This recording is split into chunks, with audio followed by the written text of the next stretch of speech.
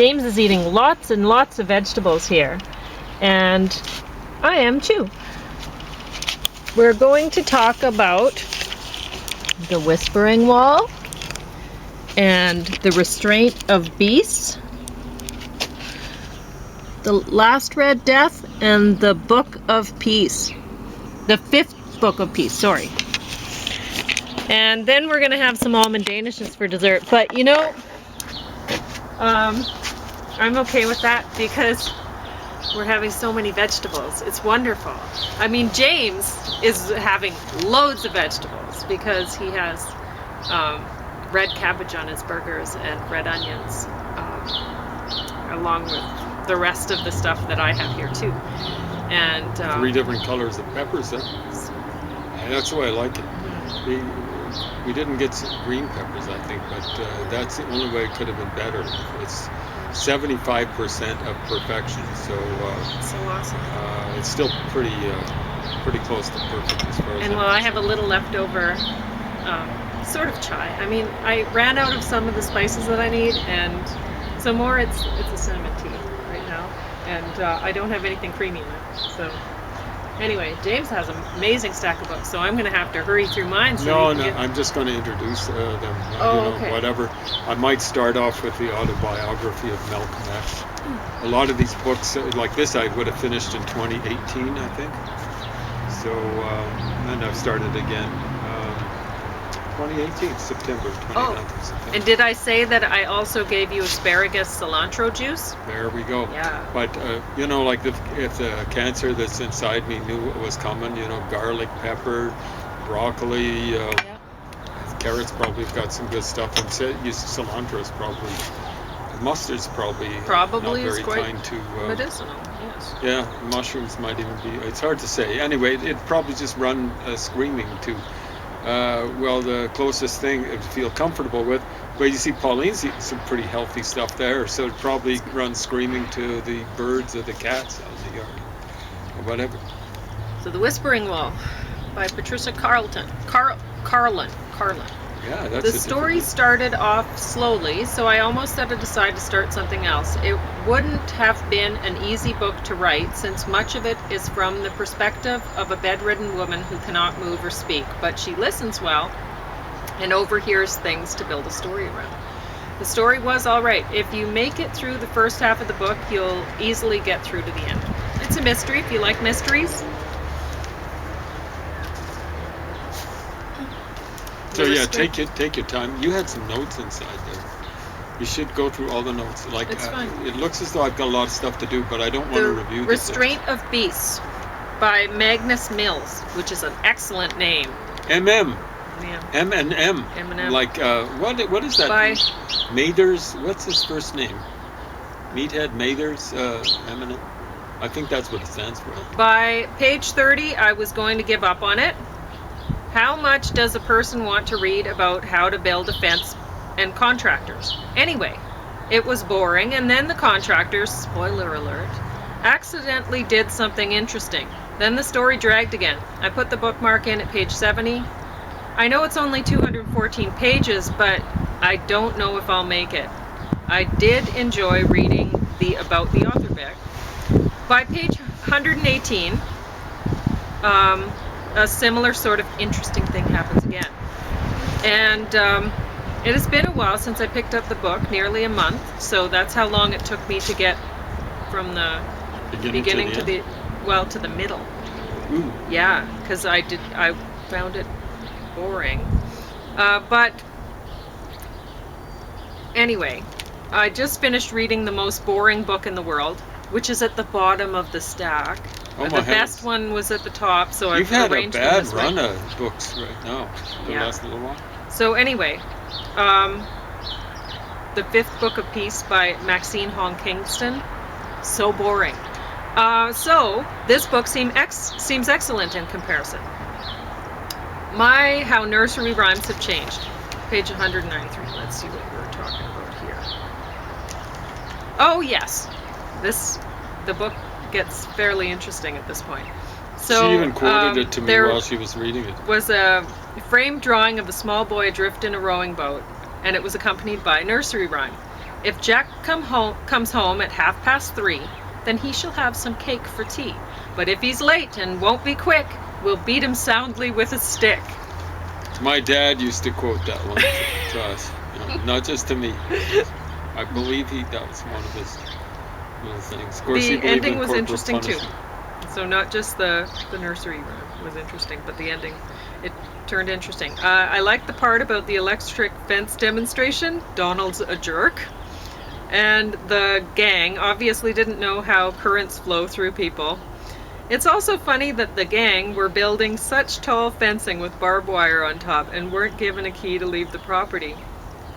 But then I'm giving the ending away, aren't I? So I had to stop there because it actually got pretty interesting at the end. So I wanted to talk more about that, but I shouldn't, because you may as well read it. If you're reading a really boring book and then you pick this one up, you'll be like, oh, this is a great book.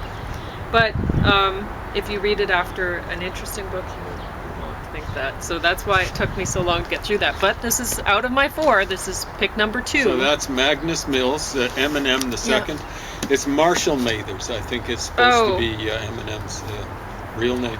Or maybe that's just a made-up name. So Paul Johnston's The Last Red Death. As I remember, I'll talk about that. Page 5, first page of chapter 1, sardonic. The author used that word often. Pauline notices every time that word gets used and or misused by authors. I think it's, hey, we're a professional author. Here we go. We use sardonic. Part of the club. See, that's why we use this word. Which, I mean, how many times have you ever used that in life? Never? I've used it ever so occasionally. Have you? Just trying to be sarcastic. Yeah, you want to be a part of the club. Oftentimes, I think they use it when they're trying to say sarcastic. But Page 91, an example of the author's fake poetic language. Let's see what I... Oh, it was dreadful, honestly. But one of the characters was, I think I talk about that. One of the characters was, so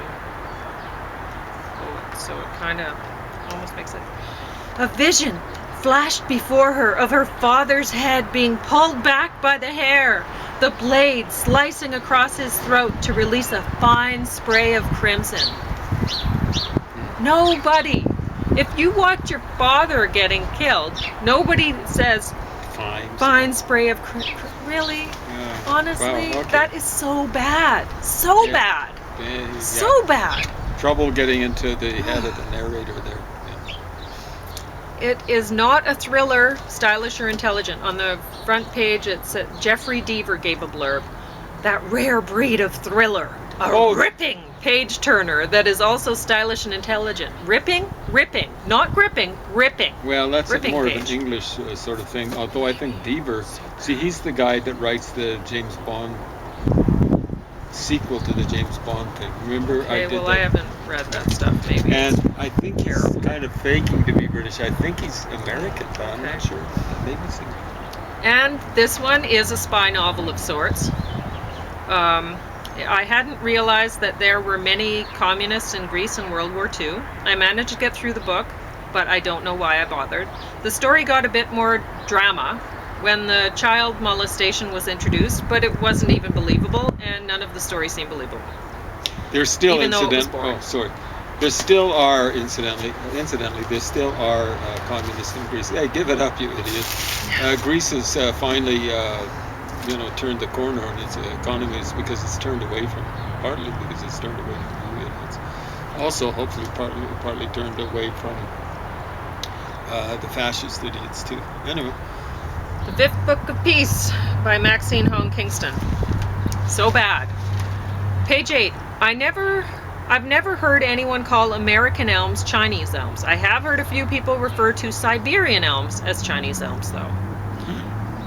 So this was, I don't know, she thought of making a point about that to say these elms are either Chinese or American, they're Well, whatever, right? Like, or they're as much Chinese as they are American. Why do we call them? I don't know what she was trying to say by that, but it was something annoying. Well, what's her middle name? It's probably her maiden name. Is it Hong or something like that? I can show you a picture. Chinese name. I have heard a few people, oh yeah, I got through that. Page 12.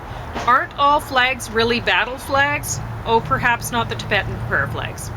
And so I was thinking, oh, well, she's probably Buddhist, or I think she was in this. I can't remember. Can't remember what she was narrator? talking about. No, the Maxine. Was this a nonfiction? No, well, parts of it is. Okay. This is the one where she was. Maybe I'll explain that in what I talk about here. So, I can't think of other examples. Page 40. I bet the flying dream open window would work. To have a flying dream by opening your window, so the breeze would make you feel like you're flying while you're sleeping. Okay, I have to try it sometime. I've only had a couple flying dreams. In one, I was able to jump to the next floor and pull myself up when a staircase was missing. And the other, I could run really fast without becoming tired. And I know that they aren't exactly flying dreams, but in the running one, I was like a car. So close enough. It would be terrible to have my partial books burn up. I need to move copies to other places just in case. James said that the cleaner had accidentally tossed huge parts of a novel that his brother had been working on. He must have been depressed or angry. Cleaners. Okay, about and that. Can I mention who they were? I don't care. They were Hutterites. They came in. My dad got them to clean up our house. He was trying to make a point with my mom. And your mom must have been pleased. I was the only one at home. Ooh. I think I had a spare at school. And they wanted to come in and clean my room, and my room wasn't actually that bad. I mean, wasn't your mom working as a teacher at the time? Yeah. So she's working as a teacher, and she's not keeping the house quite up to his standards. So there's 7 kids, nice. for Pete's sake. Jeez. Okay. And anyway, my brother was kind of he was kind of messy, but he wasn't dirty or anything like that. But they went into his room. He was off at grad school, and it shows how ignorant they were. They chucked out a substantial part of his novel. Hey, we'll clean this up. Boom, boom, boom, boom. His first novel. Page 62. Fiction doesn't care for others. She's like, fiction cares for other people or whatever. I'm like, what? Fiction cares for others. Non-fiction does. Fiction only cares for the fiction writer. The poetry in this book is terrible. Terrible. Terrible. Not even poetry, just terrible. Okay. Page 143. Bullet Rain. Like American soldiers? It seems like this author hates America, so why does she live there? This isn't a story, it's a diary of sorts. It's boring and just wanders along. Maxine Hong Kingston is relatable, even though I don't care for her, but that isn't enough to pull along the reader. Outside of her circle of loved ones, they might enjoy reading her stuff, along to the end of the book. She includes a lot of local Hawaiian idiom in the book. It makes it easy to disguise typos, I guess. Example, page 163, SHTRANGE. Strange is likely a typo, but maybe like SHTREET or SPOCK, spot, on page 161. So it's hard to tell. The idiom doesn't make the story more interesting. It makes a dreadful book even more difficult to get through. The characters, who the story follows, aren't that bright. At one point, one of them is talking to someone about wanting to get on a plane to Switzerland. The person they're talking to says that they mean Sweden. See page 232.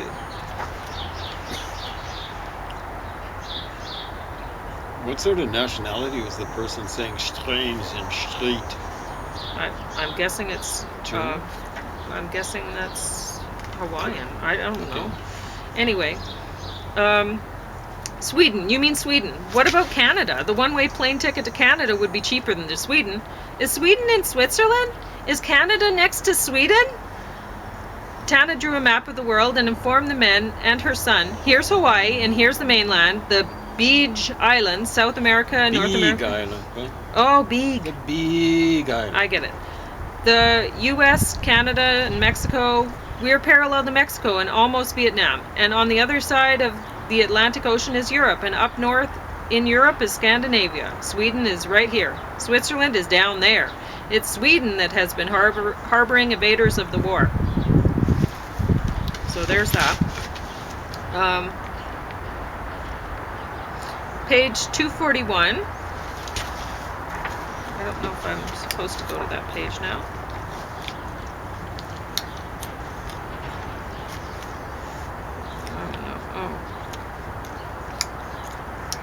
What have you been doing to educate America? What have you done to educate the world? Have you taught everybody yet?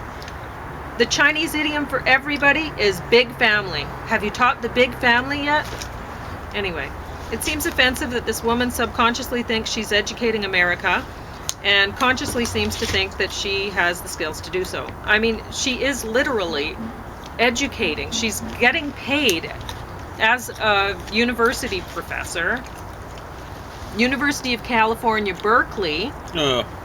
She's senior lecturer for creative writing. Oh, hooey. Wow. Presumably she thinks she has the ability to educate war-loving America on how to be peaceful. America has offered her and many peace-loving people sanctuary, which I spelled. Or her ancestors. Or her ancestors. America has protected the peaceful from the rest of the world. How about some gratitude, Maxine Hong Kingston? You are getting to pull a comfy wage from an American university, and American publishers are publishing your really boring books. Try, thank you, America, I love you, instead. Or even just, I don't really care about you, but don't do the negative stuff. Yeah. It's self-defeating, let me tell you. It doesn't help. It hinders. Yeah, it's not going to make people go, oh, I'm going to be peaceful because you're calling me an asshole. What? Yeah. Anyway. It's, what's the word you like using in other triggering. Yeah. Don't go triggering people. I'm maybe as left-wing as you, not crazy left-wing. You know, I believe in... real left-wing. Real left-wing. Real left-wing. Mm-hmm. Not and phony I don't believe in going around pretentious triggering left-wing. the majority of people in the United States or Canada or in Europe, frankly. Page 245. The white elephant born when Buddha was born? Interesting. I didn't know about that. Which it makes me think about Lakshmi's white elephants and what the significance might be that way. Anyway, I hadn't heard of the American white buffalo to bring peace to America. I haven't heard about that. Have you heard about it? You have? Okay. Well, there you go. The magic air in Vietnam was probably some kind of chemical warfare. Page 288, she writes of the Hopi and Navajo Mongolian spot that she believes they're from China. Not from China. Does she actually say China? She says China. She says China. Phooey. Yeah. I mean, Chinese is a tone language. It looks as though some of the native languages, very few indigenous languages, are... I'm part indigenous, okay? 3 different parts of my mother's genealogy, okay? Now, the Na-Dene languages, things like Dene-Sulene up around, Great Slave Lake, here in Alberta and Saskatchewan. There are Tsuut'ina near Calgary, southwest of Calgary. A Beaver around Grand Prairie, where Pauline, roughly where Pauline comes from, the Peace River area. And then there's a big break, the Navajo down in the United States, the Apache, they're all related. So a bunch of languages in the Yukon, almost all the languages in the Yukon, a bunch of languages outside of the Inuit, or as they call them, Eskimo, in Alaska, they're all related. And what they're related to, look at that beautiful bird there. Is that a black-capped chickadee? Oh yes, that's Wonderful. good. They're back. Friendly. It's lately just been sparrows. Yeah. They've been fighting like crazy. I think the sparrow's a bit bigger. I've been having to put out lots of food, and yeah, the sparrows. nasty. I think they chased off all my chickadees. So it looks as though they're related. Oh, sorry. No, you go. These languages I'm mentioning, the Na-Dene languages, are related to a couple of languages that are almost extinct. One of them is called Ket, I believe, and it's located in kind of the middle of Asia. But Chinese, but it didn't come from China, for Pete's sake. And that's just the Na-Dene languages. The other ones, they're they'd be, I suspect, more closely related to Korean, Japanese, even Hungarian, from the northern part of Asia. So for Pete's sake, stop doing creative writing when you're talking about stuff that should be nonfiction. Well, where does this white buffalo come from? Do you know It's a anything native about that? kind of tradition. Well, that makes it Ridiculous. really interesting. Like I wonder if they'll have to change the story to black buffalo again, because of all they'll say, oh, that's racist, white buffalo bringing peace, you know. Now, I do want to mention, I think, what's her name? Hong. I suspect she's of Chinese extraction. She keeps talking about Chinese stuff. Oh, she's won a Penn West Award for fiction. Don't get me started on Penn. And a Canadian writer. I'm glitching on his name right now. But she's talking about Hawaii. If she were maybe she's a mixture of with native Hawaiian. No. But I don't want to hear people complaining about Americans taking over Hawaii, because if they hadn't, the Chinese would have, and they have settler colonized there along with whites as well. They have no business being there any more than whites do. Eh? Yeah. Get that straight. So Chinese aren't native to there. Japanese aren't either. And the Chinese, like People's Republic of China has an awful record when it comes to indigenous peoples within the borders of China. Turkic kind of people related to the Turks in the western part of China. So They're putting them in slave labor camps and stealing their kids, putting them in residence schools, I gather permanently, not letting them out for summer holidays. But my guess is she brought in that whole Mongolian spot thing and saying that she thinks they're from China, just to make herself feel like, and to tell everyone else, look, there are people, Chinese people, so America, that's ours. Yeah. Chinese elm, not American elm, it's all, whatever. And it's like, okay, even if the native people who've been here for ages, not in China, even if they did come from China, they might have been trying to flee China, flee the people that were there who were trying to kill them. So why would that make anybody say, oh yeah, well, it's the natives, yeah, they're Chinese, then America's Chinese.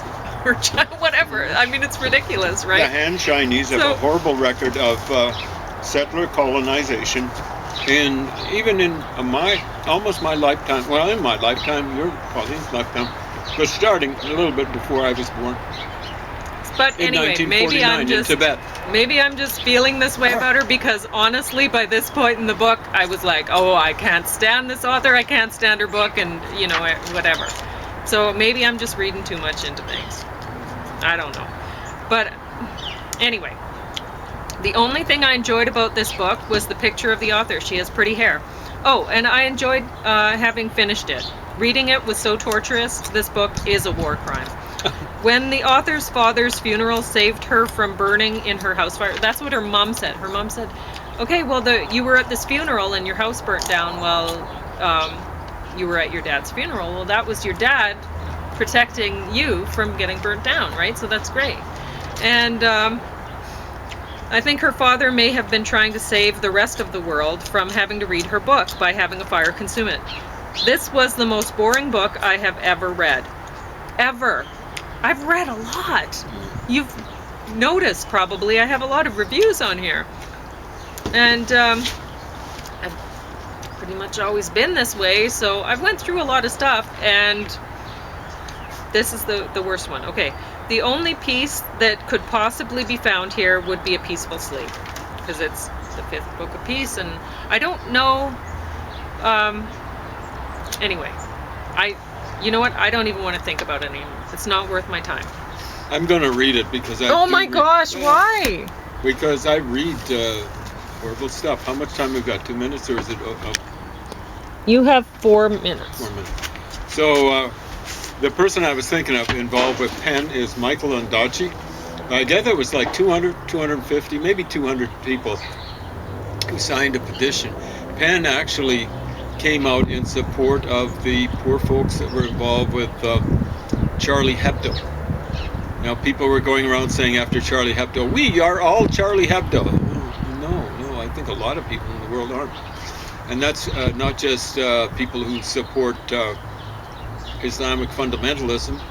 It's people like Michael Ondaatje, big celebrated Canadian author, probably most celebrated next to, or possibly next to Margaret Atwood. He came out and he was dissenting with that view. He was saying they shouldn't, I think it was Charlie Hebdo, or else people with Yolande's Post. He was saying they shouldn't be publishing stuff that's, I guess, considered incendiary or inflammatory and stuff like that. Hey, when something has to do with someone's religious or political beliefs, if it's inflammatory, it's on the people who think it's inflammatory. In a democracy, you should be able to say anything except yell fire in a theater or put a hit on someone. Got that straight? Or threaten someone. You got that straight? When you make fun of a religion or a belief system, that in a democracy is your right. And Michael Ondaatje, when you go and say that those folks at Charlie Hebdo shouldn't have done that, you are legitimizing what the folks did to those Charlie Hebdo people. You are a borderline criminal when you do that. You sphincter. You got that? So while we're on that subject, we're going to go with a book that was assigned when I started taking Islam, introductory Islam, here at the university. And it was one of several things that were suggested as something you could do as a book review. You only had to pick one, maybe a half dozen stuff. So, autobiography of Malcolm X as told to Alex Haley. Not really so much an autobiography. I'll have a lot to say about that, unfortunately. The Perennial Philosophy, Aldous Huxley. I asked the instructor what he thought of Aldous Huxley, and he must have known that Aldous Huxley kind of like Sufi. The Sufi sect in Islam. The instructor himself said Sufi, and he just said he's a popularizer, and he probably was right when it came to anything, really. Okay, D.S. Naipaul. Now it's going to start into weeping and gnashing of teeth. So get ready. Over the next little while, maybe long while, I'll be covering some of these. There's lots of other books that I finished in the last little while. Among the believers in Islamic journey, D.S. Naipaul is not a Muslim. And you'll get left-wingers, see what I really think of them, right-wingers. They'll say, Naipaul is an English gentleman because he lives in England. And I guess he's fairly well off from the various things he's published. I think he's basically a fiction writer. And he's kind of grumpy about the English, you know, like I don't think he thinks that highly of the English. I think he comes from the Caribbean, actually.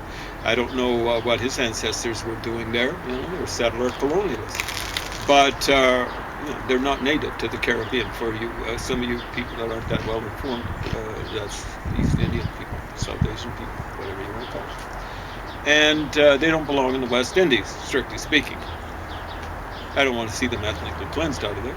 But I think he's just said, hey, you know, like this is about the only place in the world, maybe not even Europe, maybe the United States and Canada would be about the only other places where I can be safe.